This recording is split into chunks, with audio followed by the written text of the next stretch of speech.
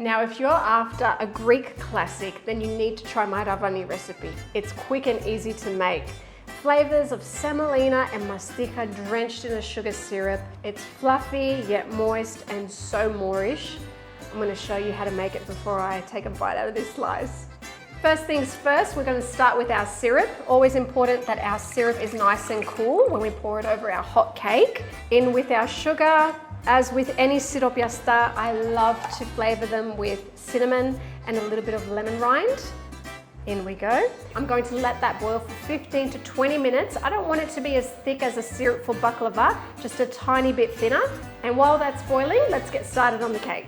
Ravani is not only a popular cake in Greece, but you can find it anywhere in the Middle East and in Egypt. One ingredient you find in the Greek version that's really special is mastiha, the sap that comes from the mastiha tree, only in the island of Chios, which makes it such a special ingredient. We need to make the mastiha into a powder, so I've added it to my mortar and pestle, and I'm going to add a little bit of sugar in there to help me grind it up. It might be special to note that this is my yaya's mortar and pestle. She gave it to me not long ago. She brought it over from Crete to Australia, and now I use it in all my baking. As you can see, the mastiha has become a really fine powder, and we can mix that into the cake beautifully.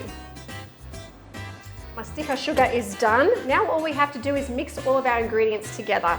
Now I don't know about you, but I dislike recipes that make me separate my egg whites to my egg yolks. For me, I'm all about convenience. I'm going to show you just how fluffy your Ravani can be using this method.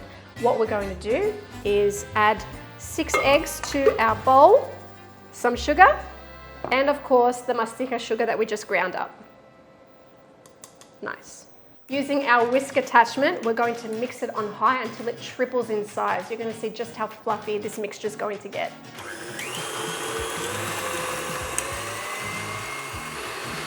Teaspoon of vanilla going in as well. Good quality vanilla bean paste always helps. All right, you can see just how much volume we've created by whisking the eggs and sugar together. Now what we need to do is we need to continue whisking and slowly, I mean really slowly, stream in this melted butter. You've got to make sure that it's cooled. It's not hot or still warm, cooled melted butter. Now the reason we need to stream it in really slowly is we don't want to deflate any of this air. We want to keep it as airy as possible, so doing it really slowly helps. On high again.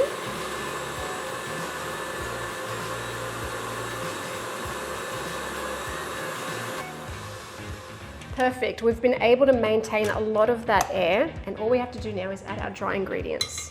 I've got all-purpose flour and semolina here. To my flour, I'm adding 2 tablespoons of baking powder. Mix that through the flour, and straight in with our flour and baking powder. And of course, you can't have Ravani without semolina. It's one of the main ingredients to this recipe. In we go. That's it. All we have to do is give it a good mix. We want to fold it through, again being really super gentle. We don't want to disturb any of that beautiful air we've created. We want it to maintain its fluffiness and drink up all that syrup so it'll still be nice and light and not dense. Nice and airy, thick, and when I scrape through it I can hear the air bubbles, and I know there's still a lot in there. That's fantastic. I've got a tray here that I've buttered already. It's greased and ready to go. And now we transfer all of that beautiful cake batter straight in.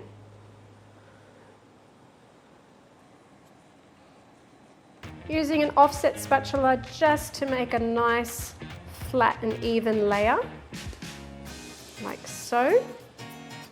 Now our Ravani is ready to bake. I'm going to bake it at 170 degrees Celsius, fan forced, for about 40 minutes, maybe 30. It doesn't take very long to cook until it's nice and fluffy, and then we're going to drench it in our syrup. Our Ravani is ready. It's nice and golden. It's baked off with a nice flat top so we can get beautiful pieces out of it. Directly over the Ravani so it can soak it all up. Be a little bit generous because it's like a sponge where it just holds all of that deliciousness. And I can already smell that mastiha. It's so strong and so delicious. It's going to be so good. I've allowed the Ravani to cool just a little. I'm going to cut into it now. You can cut basically any kind of pattern you like. I like to cut little diamonds. Oh, it smells so delicious.